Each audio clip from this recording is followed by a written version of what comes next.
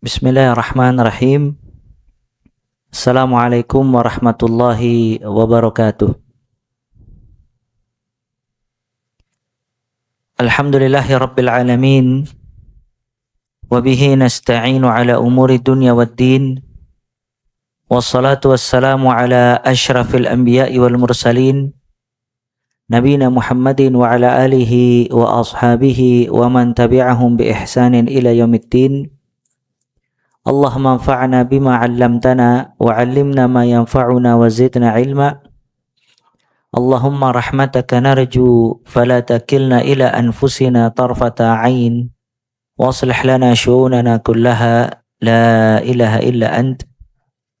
Rabbana taqabbal minna innaka antas sami'ul 'alim wa tub 'alaina innaka antat tawwabur rahim.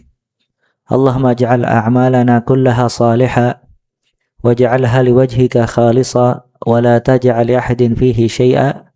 Rabbi shrah li sadri wa yassir li amri wahlul 'uqdatam min lisani yafqahu qawli thumma amma ba'd. Fa ya ayyuhal ikhwah rahimani wa rahimakumullahu jami'an. Kita lanjutkan kajian kita masih membahas ringkasan fikih ibadah, dan sekarang kita sampai kepada bab wudu atau hukum yang berkaitan dengan wudu. Fadhal, dibaca. Dari awal aja. Bismillahirrahmanirrahim. Ringkasan fikih ibadah, hukum yang berkaitan dengan wudu. Wudu memiliki hukum-hukum sebagai berikut. Yang pertama syarat-syarat wudu, yang kedua kewajiban-kewajiban wudu, yang ketiga sunnah-sunnah wudu. Naam. Para ulama membahas dalam kitab-kitab fikih yang berkaitan dengan wudu, karena wudu syarat sah diterimanya salat. Salat seseorang tidak diterima apabila dia tidak berwudu. Ya. Kemudian juga wudunya yang tidak benar itu juga bisa membatalkan salat. Dan apabila wudunya tidak sempurna, itu bisa mengurangi pahala salat. Oleh karena itu, pembahasan wudu didahulukan oleh para ulama sebelum bab salat, karena dia berkaitan dengan sahnya salat seseorang. Dan di antara bukti kesempurnaan syariat Islam dan juga keagungan ibadah salat seorang hamba sebelum dia salat, dan salat ya ikhwah itu ibadah yang paling besar seorang hamba bermunajat kepada Allah Azza wa Jalla. Ketika dia mengucapkan Allahu Akbar, takbiratul ihram, maka dia fokuskan semua pemikirannya kepada Allah Azza wa Jalla. Dia penuhi di dalam salatnya sanjungan, pujian, dan berdoa kepada Allah Subhanahu wa ta'ala. Maka tidak ada ibadah yang seorang hamba bermunajat kepada Allah seperti di dalam salat. Oleh karena itu, apabila seseorang meremehkan perkara salat, dia telah meremehkan syariat Allah yang sangat besar. Apalagi sampai meninggalkannya dan tidak mengerjakan salat. Wal'iyadzu billah. Saking besarnya ibadah salat, maka Allah Ta'ala mendahulukan seorang hamba dengan ibadah wudu. Dia bersihkan dulu anggota tubuhnya sebelum dia bermunajat kepada Allah Azza wa Jalla. Ya, diperintahkan untuk membersihkan ya dari dua hal, membersihkan diri dari semua hadas, badan dari semua hadas, dan membersihkan hati dari semua noda-noda dosa dan maksiat. Maka ketika dia sholat, dia dalam ahsanul hal, keadaan yang paling baik untuk bermunajat kepada Allah Azza wa Jalla. Sampai kata para ulama, kenapa wudu itu berkaitan dengan beberapa anggota badan seperti tangan, wajah, kaki, kepala.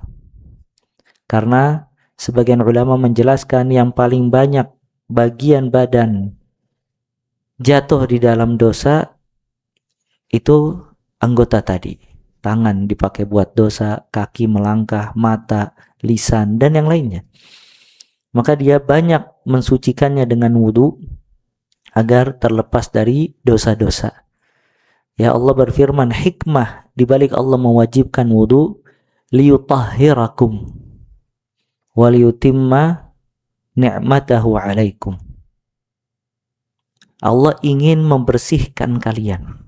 Jadi wudu ini bukan memberatkan hambanya, tapi ingin membersihkan hambanya dari dosa-dosa.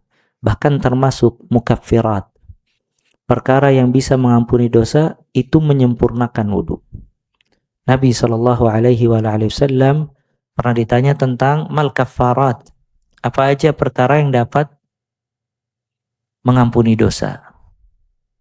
Maka dijelaskan kepada Nabi SAW, kalau yang dapat mengampuni dosa itu ada 3 hal. Isbaghul wudu 'alal makarih atau 'alal kuraihat, wa kathratul khuta ilal masajid atau ilal jumu'at, wa intidharu salatin ba'da salah. Nabi SAW dijelaskan ada 3 hal yang dapat mengampuni dosa.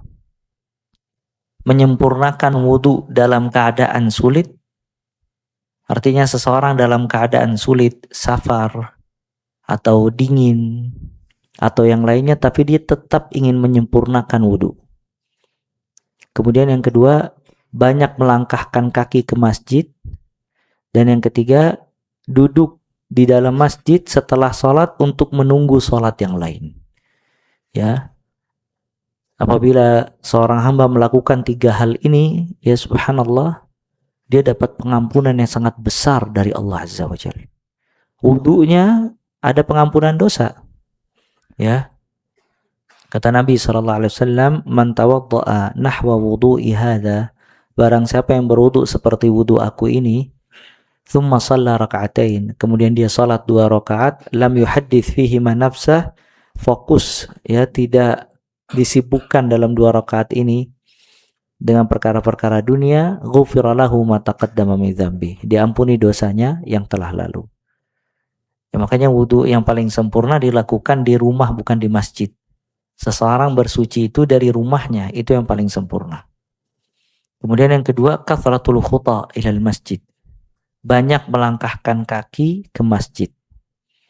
Makanya semakin jauh rumahnya dan semakin banyak langkahnya, semakin banyak pengampunan dosa.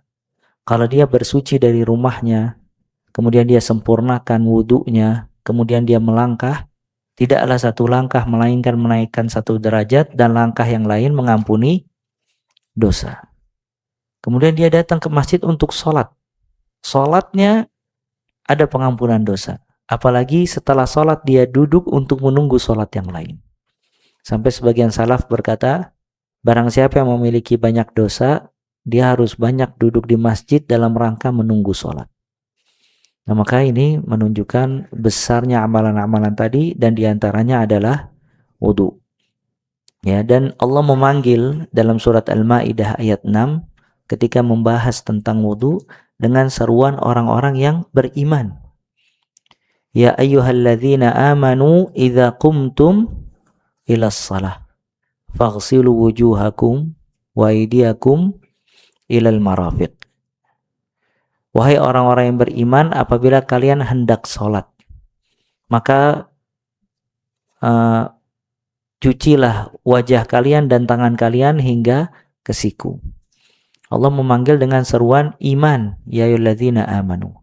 Karena tidak ada yang dapat menjaga wudu kecuali orang yang beriman. Sebagaimana sabda Nabi SAW, la yuhafiz 'alal wudu illa al-mu'min. Tidak ada yang menjaga wudu melainkan seorang yang beriman. Dan manusia yang terbaik, dia selalu dalam keadaan taharah. Setiap batal dari satu taharah, kemudian dia langsung taharah, dia langsung wudu lagi. Artinya dia selalu dalam keadaan berwudu di setiap saat. Sebagian orang berwudu ketika hendak sholat. Kalau di luar sholat dia tidak berwudu. Dan yang paling terbaik, dia dalam keadaan berwudu dalam semua keadaan. Setiap dia batal, dia berwudu kembali. Ya, karena tidak ada yang menjaga wudu kecuali orang yang beriman. La yuhafiz 'alal wudu illa al-mu'min. Tidak ada yang dapat menjaga wudu kecuali seorang yang beriman. Dan ini menunjukkan pahala yang besar dan ganjaran yang besar dari ibadah wudu. Dan antum bisa baca hadis-hadis tentang fadlul wudu, keutamaan wudu di dalam kitab-kitab hadis. Nah, dan pembahasan wudu itu ada 5 pembahasan nanti. Pertama syarat-syarat wudu, yang kedua kewajiban-kewajiban wudu, yang ketiga sunnah-sunnah wudu, dan yang keempat tata cara wudu sesuai petunjuk Nabi SAW, dan yang kelima pembatal-pembatal wudu. Nah, ini di dalam makalah ini cuma ada 3.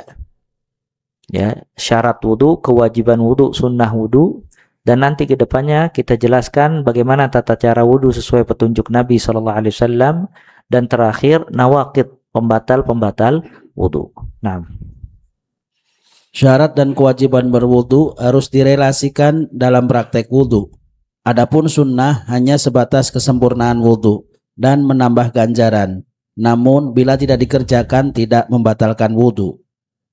Yang pertama syarat-syarat wudu. Syarat berwudu ada 8, yaitu yang pertama Islam.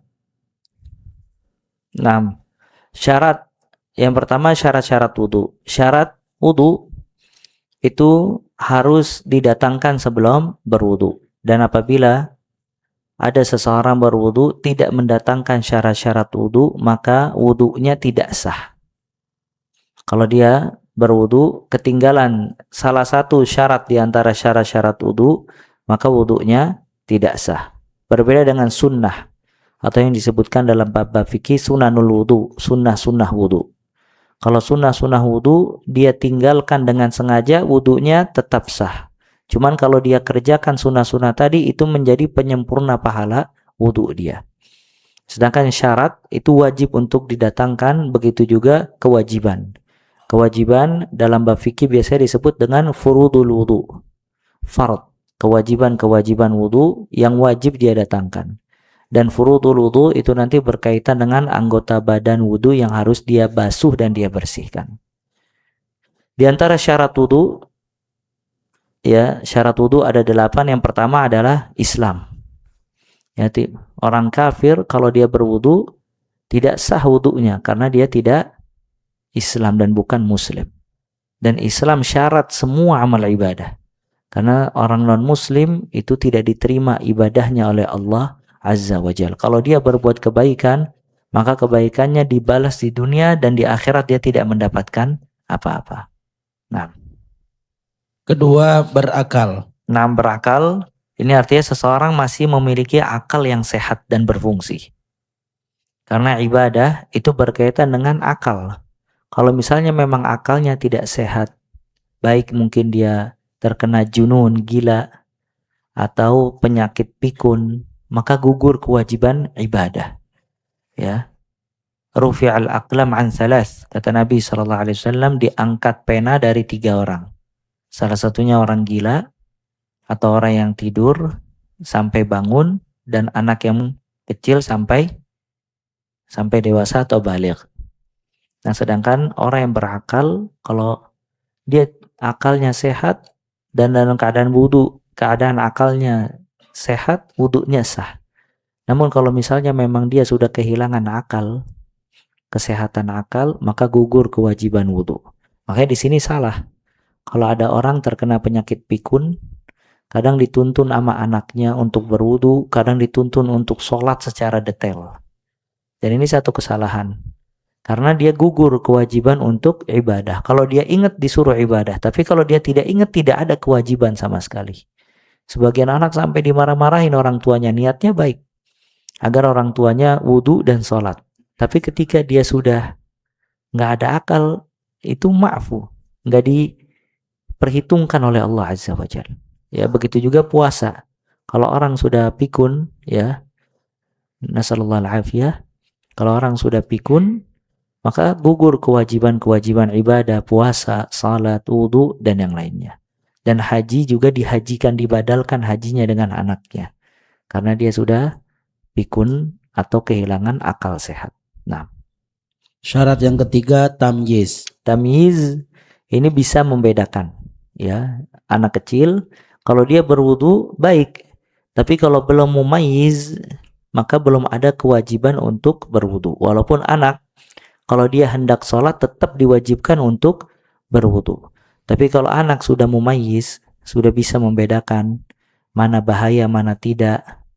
Kalau api berbahaya buat dirinya, maka dia menjauhkan. Anak ini sudah sampai perbuatan tamyiz. Maka ketika udah punya sikap tamyiz, itu wajib untuk berwudu. Nah, Syarat yang keempat, niat. niat. Dan niat ini syarat. Para ulama membagi niat menjadi dua. Niat yang berkaitan dengan amal dan niat yang berkaitan dengan keikhlasan.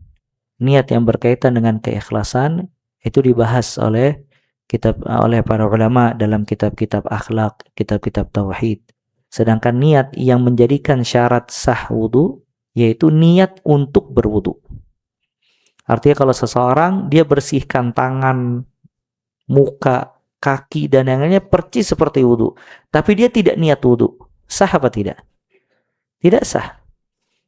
Ya, percis membersihkannya seperti tata cara berwudu, tapi dia dari awal tidak niat untuk berwudu. Nah, kalau dia salatnya tidak sah. Kenapa? Karena tidak ada niat. Nah, ini yang berkaitan dengan niatul ibadah, niat sebelum ibadah, wajib niat. Ya. Begitu juga orang masuk masjid ingin sholat. Ya. Dia niat sholat zuhur. Subhanallah, selesai sholat, dia baru tahu ternyata dia bukan sholat zuhur ya, sholat asar. Sholat yang dia masuk masjid waktu asar tapi niatnya zuhur. Sah apa enggak sholatnya?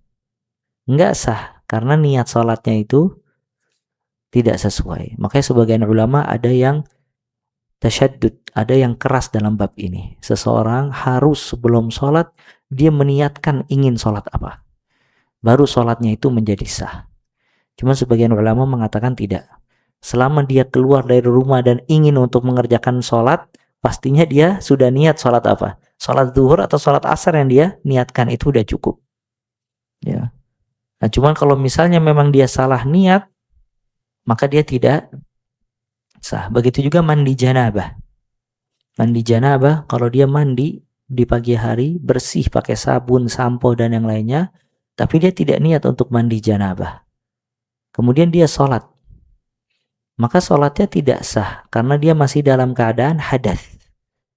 Ya, sampai dia mandi dengan niat mandi janabah, mandi besar. Nah, kelima, air yang tohur, suci dan mensucikan. ya, air yang tahur, ya ini kita jelaskan, air yang suci dan mensucikan, bukan air najis atau air yang suci tidak dapat mensucikan. Nah, keenam, air yang mubah. Air yang mubah ini juga artinya air yang halal baginya untuk digunakan.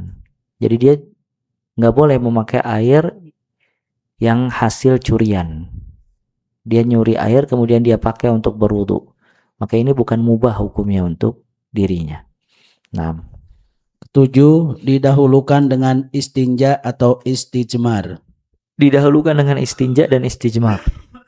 Istinja membersihkan kemaluan dan dubur dan kubul dari hal-hal yang najis dengan air, itu istinja. Sedangkan istijmar itu membersihkan dengan selain air.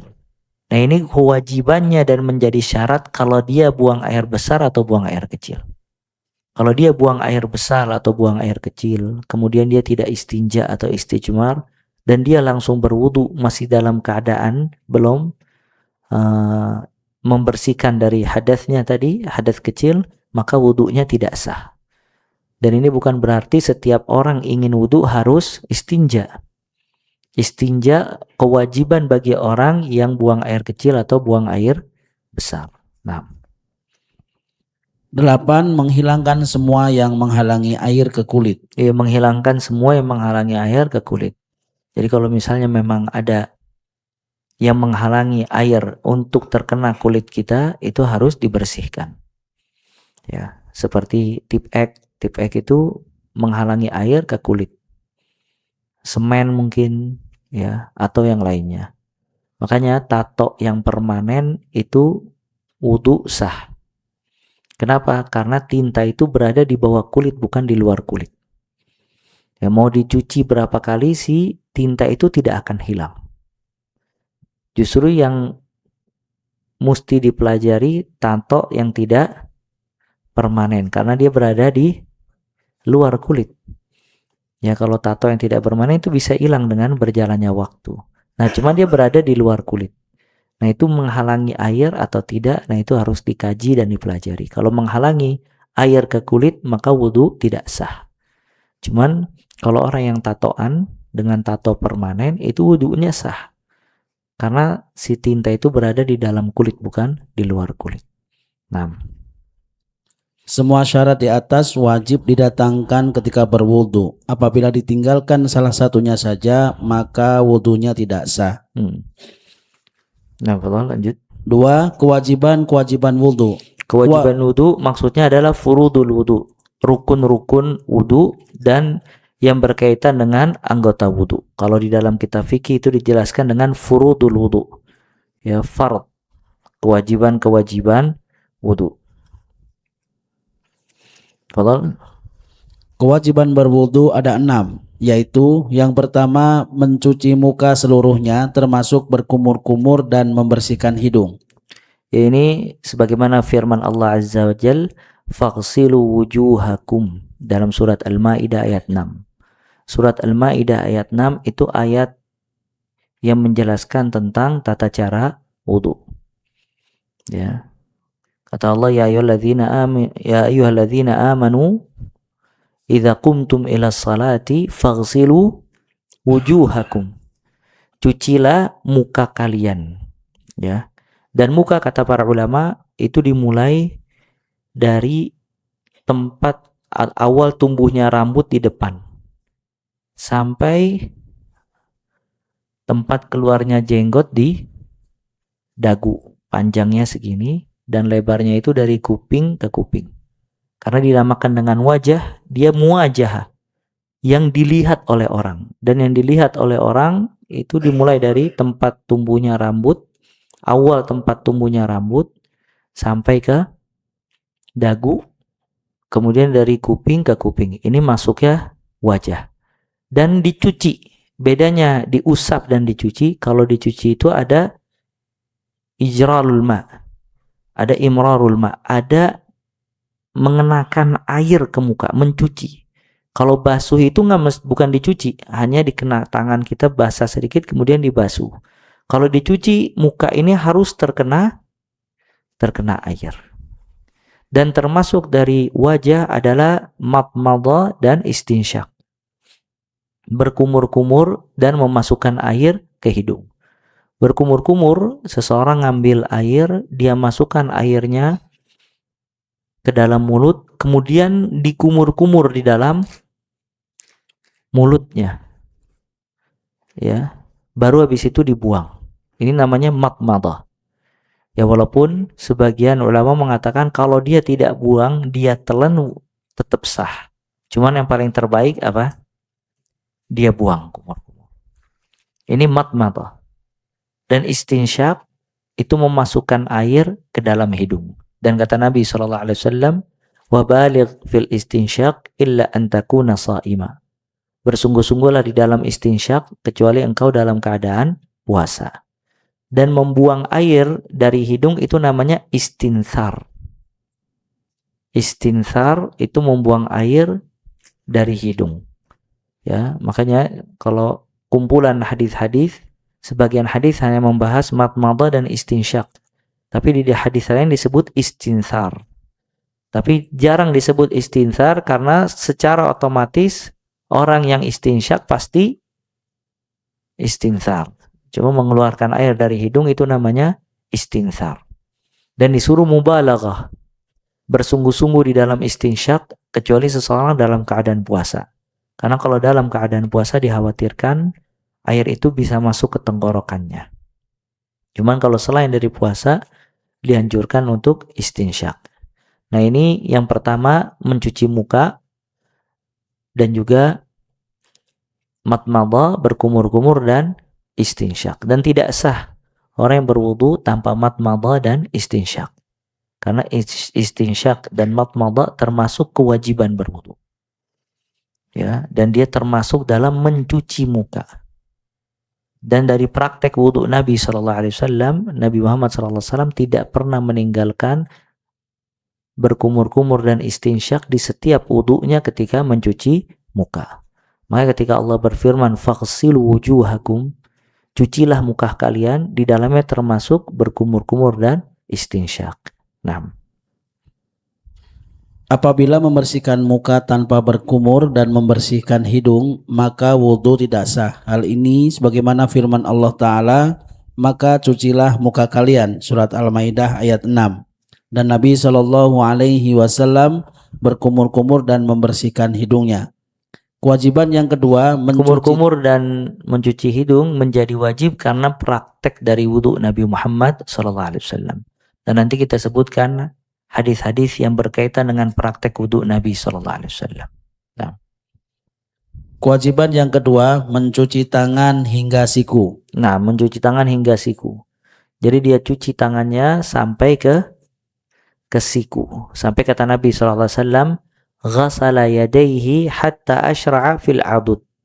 Nabi SAW mencuci kedua tangannya sampai di atas siku sedikit.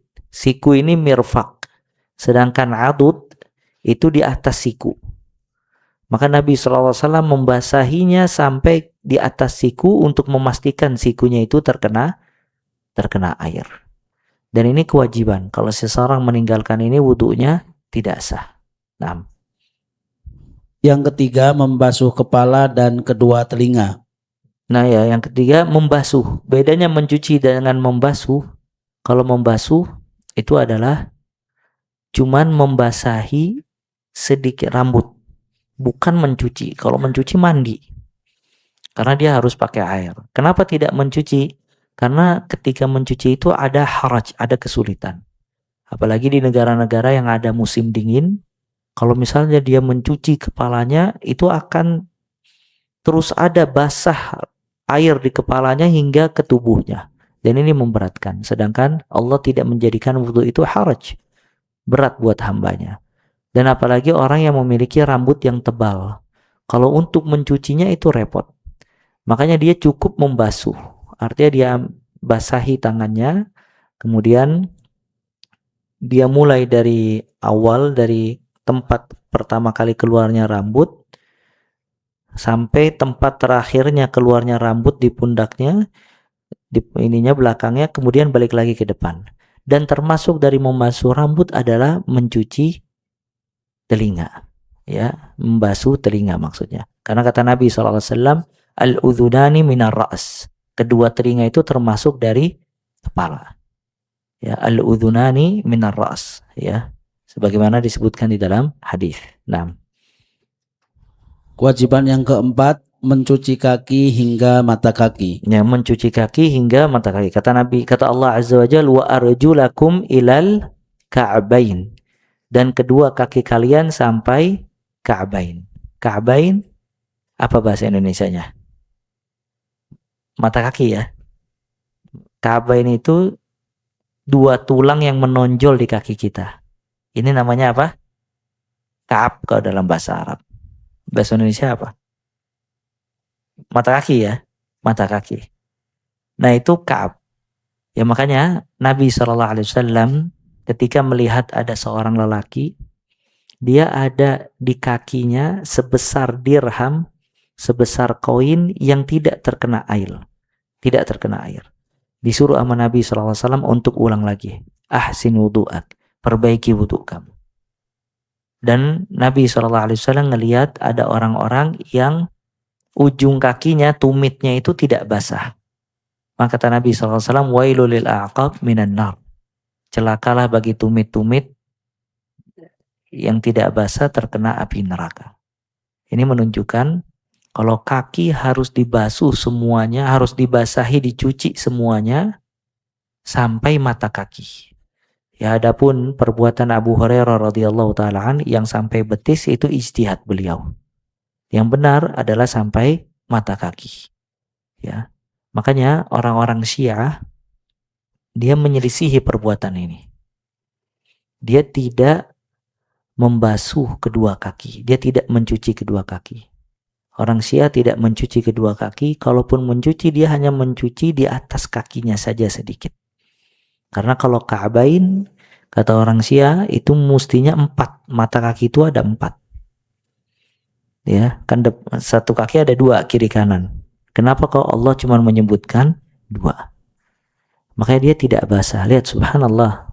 Nabi SAW mencela sahabat yang tumitnya tidak basah dengan mengatakan wailul lil a'qab minan nar. Celakalah bagi tumit-tumit di api neraka karena tidak terkena air.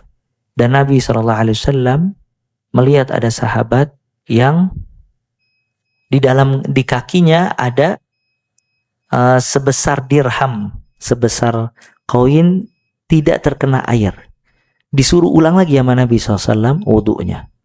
Ini subhanallah, mereka orang Syiah tidak mencuci kaki sama sekali, menyelisihi firman Allah, menyelisihi perbuatan Nabi SAW, bahkan mengamalkan hal-hal yang diancam keburukan oleh Nabi Muhammad SAW.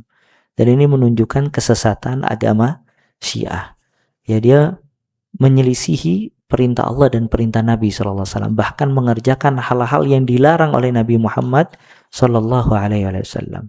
Dan nanti kita bahas ada namanya mashu alal khuffain. Apa mashu alal khuffain? Mengusap khuf. Khuf itu kayak ya sepatu. Makanya kalau antum sering safar, ada keringanan, antum nggak perlu lepas kaos kaki. Antum cukup mengusapnya ketika berwudu, ya. Dan itu sunnah yang boleh kita kerjakan, apalagi safar yang jauh, ya. Tapi tata caranya nanti dijelaskan, ya, di dalam hadis. Subhanallah, orang Syiah tidak mengamalkan masah alal khuffain. Dia mengingkari, bahkan mengatakan haram mashu alal khuffain. Makanya pembahasan mashu alal khuffain ini pembahasan fikih, tapi dimasukkan oleh para ulama di dalam kitab-kitab akidah agar menyelisih akidahnya orang-orang akidah.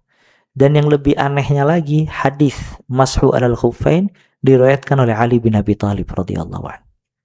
Padahal Ali bin Abi Thalib yang meriwayatkan hadis mashu alal khuffain yang dituhankan nama orang Syiah atau dibesar-besarkan nama orang Syiah, cuma ditinggalkan hadisnya yang berkaitan dengan mashu alal khuffain. Maka menunjukkan ketika seseorang sesat dari jalan Allah Azza wa Jal, maka dia dikasih praktek-praktek ibadah yang jauh dari tuntunan Allah dan tuntunan Nabi Muhammad sallallahu alaihi wa alihi wasallam. Naam, fadhal. Kelima, tartib, dilakukan secara tertib. Naam, dilakukan secara tertib. Wudu itu harus tertib. Tidak boleh anak pengen kaki dulu baru kepala. Atau anak pengen muka dulu baru habis itu rambut. Dia harus tertib. Ya, dilakukan secara tertib sesuai dengan tuntunannya. Dan tuntunannya itu ada di firman Allah dalam surat Al-Maidah, ya ayyuhalladzina amanu idza qumtum ilas salati faghsilu wujuhakum, dan seterusnya. Dan juga tertib dicontohkan oleh Nabi Muhammad sallallahu alaihi wasallam. Naam. Keenam, muwalad, atau dilakukan secara berkesinambungan. Ya, keenam muwalad, dilakukan secara berkesinambungan. Artinya tidak boleh terputus.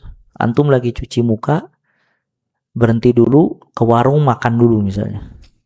Makan, minum es teh, balik lagi, baru lanjut lagi. Oh, anak tadi baru cuci muka, sekarang tangan.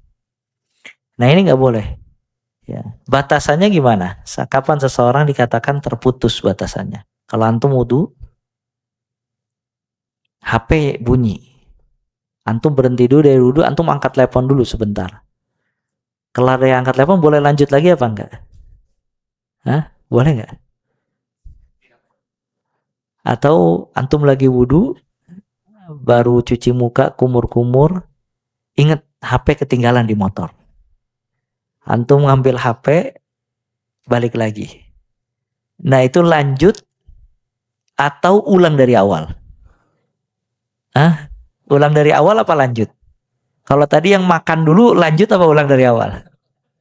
Hah? Nah, jadi batasan orang dikatakan mualat kalau terputus itu gimana? Kapan dia dikatakan terputus, enggak mualat dilakukan secara berkesinambungan? Sebagian dikatakan uruf, itu dikembalikan ke kebiasaan kita. Cuma sebagian dikatakan sebagaimana kitab Zadul Mustaqni, selama anggota tubuh yang terakhir kita berwudu tidak kering, maka itu dikatakan masih berkesinambungan. Misalnya antum cuci muka, kemudian berhenti sedikit, nanti balik lagi. Cuman air di wajah itu masih belum kering. Walaupun di tangan udah kering misalnya. Atau jangan tangan kan sunnah. Cuci ini, tangan sampai sikut, udah kelar, ingat. Misalnya ada sesuatu, kita tinggal. Nah ketika kita balik berwudu, ini masih basah. Tapi wajah udah kering. Cuman anggota badan terakhir yang kita basuh masih basah, maka selama itu pula kita boleh melanjutkan. Bisa difahami ya? Jadi selama anggota badan terakhir yang kita cuci masih basah, maka selama itu pula boleh kita sambung. Tapi kalau dia sudah kering, maka harus diulang dari awal.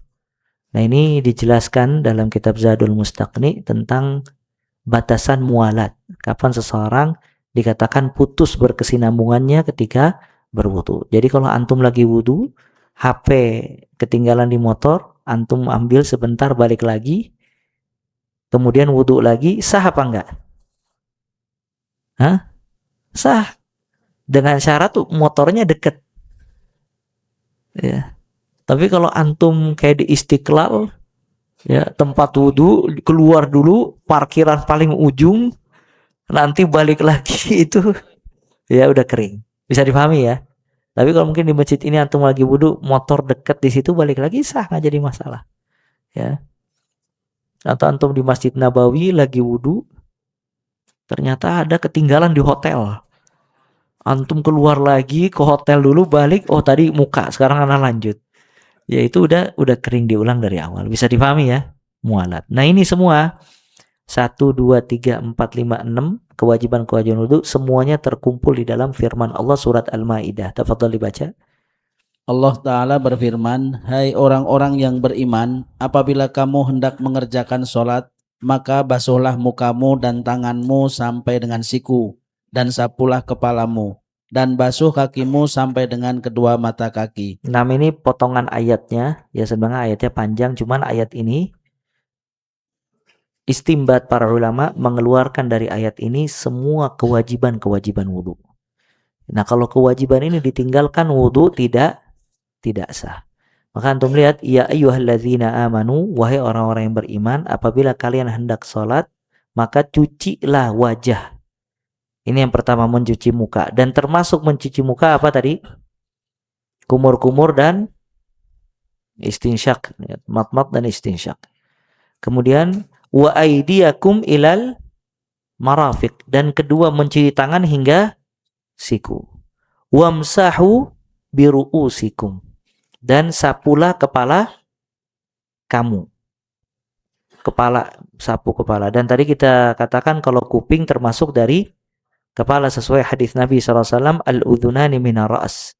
Kedua kuping termasuk dari kepala. Wa arjulakum ilal ka'bain, dan kedua mata kaki sampai kedua kaki sampai kedua mata kaki.